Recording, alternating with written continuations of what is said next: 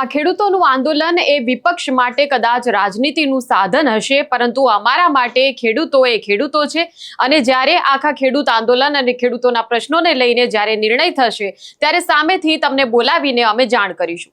આવું કેવું છે રાજ્યના કૃષિ મંત્રી જીતુ વાઘાણીનું, અને હાલમાં જીતુ વાઘાણીની જે પ્રેસ કોન્ફરન્સ યોજાઈ તેમાં ખેડૂત આંદોલનને લઈને તેમણે એક મોટું નિવેદન આપ્યું છે। તેઓ શું કહી રહ્યા છે તેની વાત કરીશું આ વિડીયોમાં। નમસ્કાર, નિર્ભય ન્યૂઝમાં આપની સાથે હું મયુરી। લાંબા સમયથી ગુજરાતમાં ખેડૂતોનો મુદ્દો ખૂબ જ ચર્ચામાં છે। ખેતરોની અંદર વીજ થાંભલા નખાઈ રહ્યા છે। ખેડૂતોને તેનું વળતર હજુ સુધી મળ્યું નથી। ખેડૂતોની જમીનો જે છે તે જમીનો લઈ લેવાઈ છે, પરંતુ વળતર બાબતે સરકારે હજુ સુધી કોઈ નિરાકરણ લાવી શકી નથી।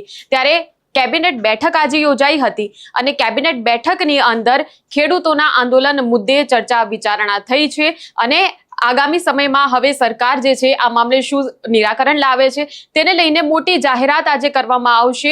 રાજ્યના કૃષિ મંત્રી જીતુ વાઘાણી દ્વારા આ પ્રકારની વાતો જે છે એ આખા ગુજરાતમાં આજે ચાલી હતી અને જ્યારે હવે જીતુ વાઘાણીએ પ્રેસ કોન્ફરન્સ કરી છે ત્યારે હજુ સુધી વળતર બાબતે તેમણે સ્પષ્ટતા કરી નથી, પરંતુ તેમણે એવું કહ્યું છે, ખેડૂતોને એક પ્રકારે બાહેધરી આપતા તેમણે એવું કહ્યું છે કે આ જે મુદ્દો જે છે, ખેડૂતોની જે માંગણીઓ છે, અમારી લાગણી ખેડૂતોની સાથે છે, અમારા સુધી વાત પહોંચી છે, ચર્ચાઓ અમે પણ કરી છે વીજ કંપનીઓ સાથે, ખેડૂતોના આગેવાનો સાથે અને સમિતિ જે છે તેની સાથે પણ અમે ચર્ચા કરી છે અને અમને ખબર છે કે આ મુદ્દે ખેડૂતો જે છે તે શું માંગણી કરી રહ્યા છે, પરંતુ આ તમામ જે મુદ્દો જે છે તેને લઈને યોગ્ય ચર્ચા વિચારણા કર્યા પછી જે નિર્ણય અમે લઈશું સામેથી મીડિયાને બોલાવીને અમે જાણ કરીશું। આ પ્રકારે જીતુ વાઘાણીએ નિવેદન આપ્યું છે। તેમણે શું કહ્યું છે તેમની પત્રકાર પરિષદમાં તેના જ દ્રશ્યો પર પહેલા નજર કરીએ।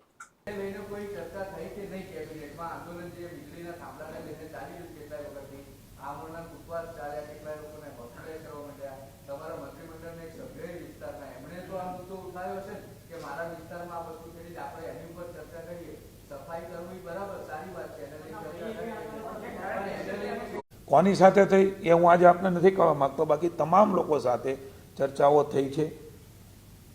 અલગ અલગ ડિમાન્ડો આવી છે, અલગ અલગ ખેડૂતોની વાતો આવી છે, અલગ અલગ ખેડૂત સમિતિની જે અત્યારે ડિમાન્ડ ચાલે છે ને જે આંદોલન સ્વરૂપે બેઠા છે, માગણી સ્વરૂપે બેઠા છે, એને પણ અમારે લાગણીઓ અમારા સુધી પહોંચી છે। આ તમામ બાબતોની મોનિટરિંગ, ચર્ચા, વાત વિશાળ હિતમાં નિર્ણય લેવાનો છે અને રાજ્યવ્યાપી નિર્ણય લેવાનો છે। ખેડૂતો એ અમારા મન ખેડૂતો છે, ખેડૂત અમારા મન રાજનીતિનું સાધન નથી। કદાચ કોઈ વિપક્ષ માટે એ રાજનીતિનું સાધન હોઈ શકે, કોઈ સરકાર વિચાર વિરોધી માટે એ રાજનીતિનું સાધન હોઈ શકે। અમારે મન ખેડૂતો એ ખેડૂત છે, એમનું હિત એ અમારી પ્રાથમિકતા છે। કિસાન સંઘ, કિસાન મોરચો, ખેડૂત સમિતિ, હું તો એમ કહું છું કે વિપક્ષના લોકો પણ કેમ ન હોય, તમામ લોકોએ અન્ય રાજ્ય હોય, આપણું રાજ્ય હોય, એમની વ્યાજબી માગણી હોય એના માટે સરકાર ખૂબ ઓપન માઇન્ડથી નિર્ણય કરવા માટેના વિચારો માત્ર નહીં, અનેક નિર્ણયો ભૂતકાળમાં લીધા છે। આ નિર્ણય પણ સારી રીતે મુખ્યમંત્રીશ્રી લેશે, બધાને ચર્ચાઓ કરીને સારામાં સારો નિર્ણય એ રાજ્યની સરકાર ચોક્કસ લેશે। ખેડૂતો અમારા માટે પ્રાથમિકતા છે, લેશે એટલે કહી દઈશ ને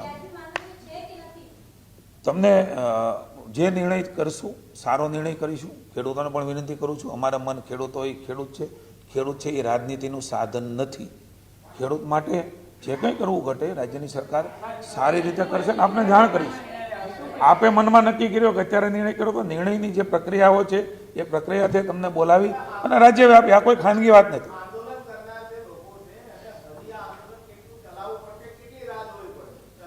ઝડપથી જે કાંઈ નિર્ણય થશે તમને બોલાવીને કહીશું।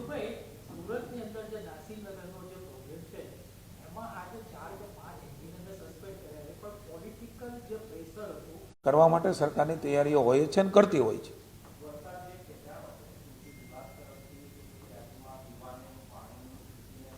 આજે મુખ્યમંત્રીશ્રીએ 4:45 વાગે એના માટેની મિટિંગ રાખી છે, પણ આપણે ભાગશાળી છે કે ગઈકાલે પણ દક્ષિણ ગુજરાતમાં વરસાદ થયો છે અને આજે પણ 5 જિલ્લામાં અતિ ભારે વરસાદની આગાહી થઈ છે અને ભૂતકાળમાં પણ અલનીનો, હું તો સકારાત્મક વાત તમારાથી લોકો સુધી પહોંચ્યાના માટે વાત કરું છું, 26 વખત અલનીનોની આ પ્રકારની આગાહીઓ થઈ છે, એમાં 2 વખત જ તે દુષ્કાળ જેવી સ્થિતિ નિર્માણ થઈ છે। આપણે ઈશ્વરને પ્રાર્થના કરીએ રાજ્યને દેશના હિતમાં, અન્ય રાજ્યમાં પણ અસર થવાની છે, અલનીનોની અસર ન થાય અને સારો વરસાદ થાય તો આપણા માટે, રાજ્ય માટે, દેશ માટે, સામાન્ય જનતાને પણ મુશ્કેલી ન પડે, આપણી પ્રગતિ જે રીતે થઈ છે એ રીતે થાય.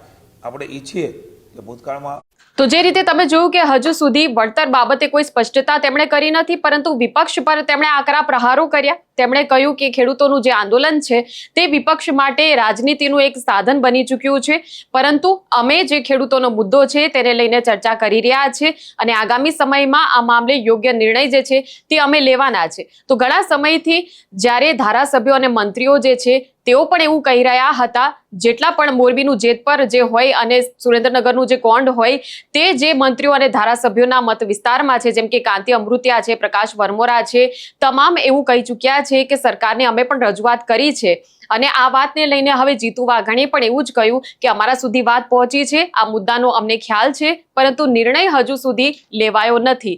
જ્યારે નિર્ણય લેવાશે ત્યારે જાણ કરવામાં આવશે. હાલ પૂરતું તો તેમણે આ જ નિવેદન આપ્યું છે. તો બસ હવે ખેડૂતોએ હજુ રાહ જોવી પડશે કે આગામી સમયમાં વળતર બાબતે સરકાર શું નિર્ણય લે છે, તેમના હિતોનું રક્ષણ સરકાર કરે છે કે કેમ તે જોવાનું રહ્યું. આ મામલે તમારું શું કહેવું છે તે કમેન્ટ સેક્શનમાં અમને જણાવશો. આ પ્રકારના વિડીયો માટે આપ જોતા રહો નિર્ભય ન્યૂઝ. અમારી ચેનલને લાઇક, શેર અને સબસ્ક્રાઇબ કરવાનું ભૂલશો નહીં. નમસ્કાર.